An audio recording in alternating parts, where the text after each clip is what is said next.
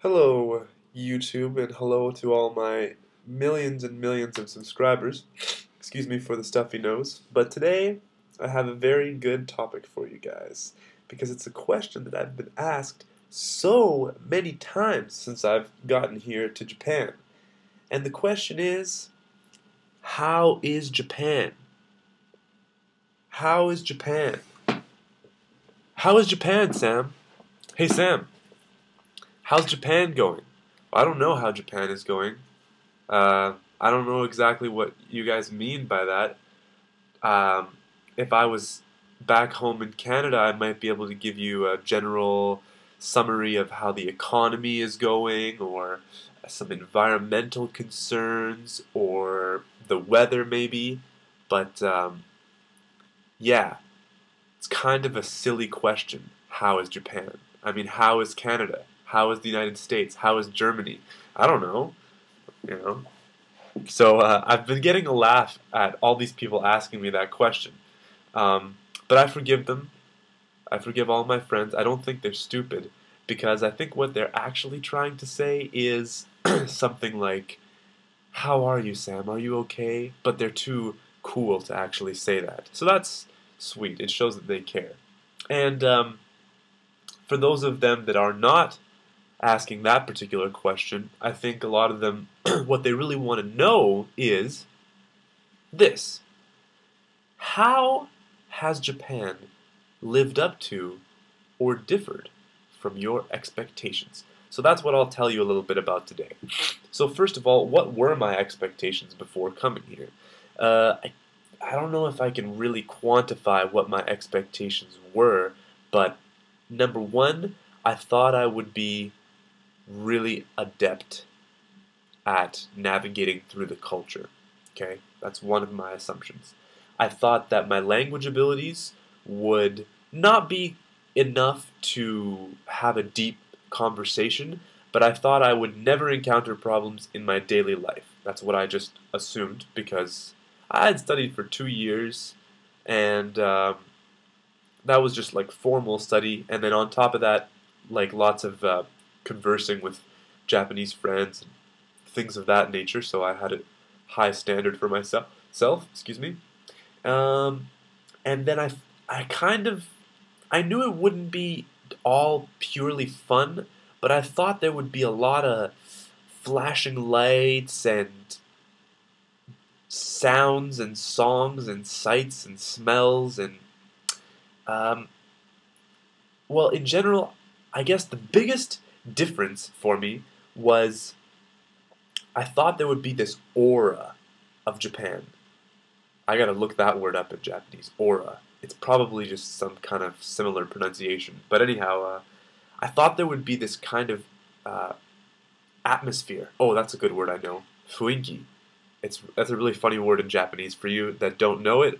The word is actually fun iki, but when people say it quickly, it becomes fuinki.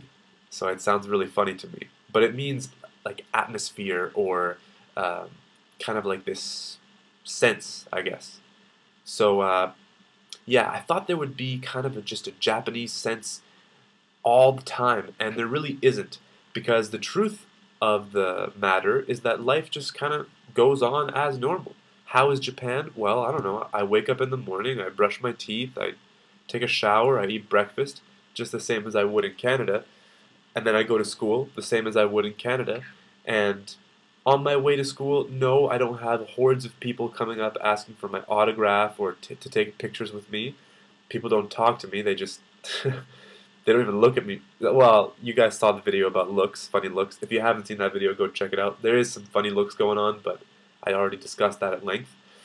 Um, and then once I get to class, I just go to my classes, take my classes, and then I leave, and I go home. And then I go on the computer. So it's really, really, really similar to my life in Canada. That's why when a lot of people are asking how is Japan, it seems so strange. It's like it just doesn't really differ. Now, I will say that speaking of that atmosphere, there was that atmosphere when I first arrived, when I got off the airplane and it was so hot and humid, and I was going through the train, and that's one of my first video blogs that I made of Japan, so please check that out as well. But there was definitely this sense of, whoa, everything is Japanese. But it wears off really quick, which isn't a bad thing, because, I mean, you can't live in that kind of a world when you're just always constantly in amazement at everything. But it does come back at certain times, like you'll be walking around and suddenly it just kind of hits you like, oh yeah, I'm in Japan. And I guess some moments like that for me are, well, when I'm commuting home really, really late at night or early in the morning, if you'd like to say, and there's jingles that play at every train station, and I think they differ depending on which company runs the train station, so which line you're on, and they're always really cute jingles, which might almost be inappropriate in North America, but cuteness is very, very accepted over here. On another note about cuteness, I saw Japanese news for the first time the other day, and they also had cute little anime characters that were like battling each other in the middle of the broadcast to kind of switch to the next segment.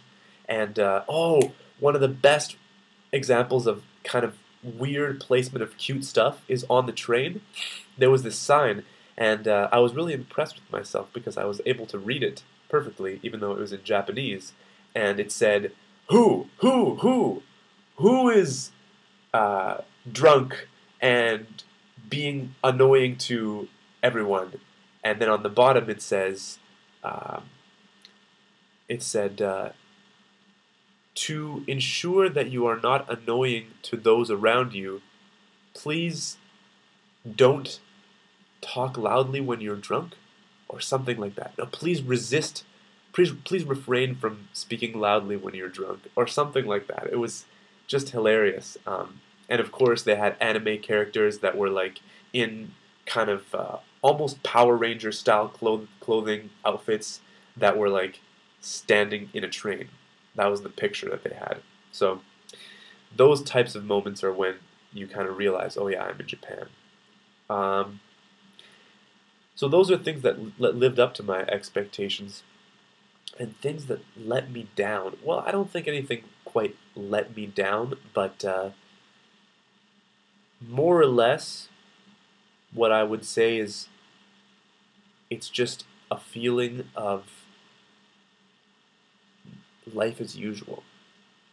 And it was silly of me to think that it wouldn't be life as usual over here, but I think a lot of people on YouTube that watch these videos are probably going to have a similar impression as I did when I was back home, that Japan is not life as usual, that Japan is just a totally magical universe with awesomeness all the time, 24/7, and it's not. I mean, look at me. What am I doing? I'm just sitting here in my room all by myself, talking to my computer. Isn't that lame? I hope you don't think it's lame. But if you think it's lame, that's fine too. Give me a comment in the comments section. Okay, I'm going to cut this video off because I don't like to make them too long. If I think of anything else that I thought of that let me down or surprised me or anything else, I'll just drop it in the comments section. Otherwise, I'll make a whole new video about it. But yeah, thumbs up, subscribe, comment. Thank you very much, guys. It's growing slowly. You may have noticed it's growing. Thank you for that. Take care.